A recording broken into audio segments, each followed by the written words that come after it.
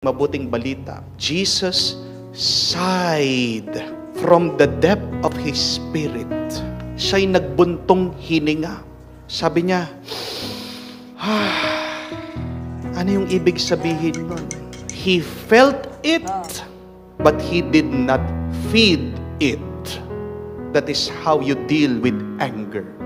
Huwag mong itatago, huwag mong kikimkimin, kasi ano man ang iyong tinatago sa iyong kalooban, pag naipon yan, sasabog ka. Halata naman pag naiirita tayo, pag galit tayo, tatanungin ka pa ng iba, galit ka? Hindi ako galit. Tapos nanginginig. Feel your irritation. Feel your frustration. Damhin mo ang iyong lungkot, ang iyong galit sa ginagawa ng ibang tao, sa nangyayari sa iyong buhay mo. Pero dun lang.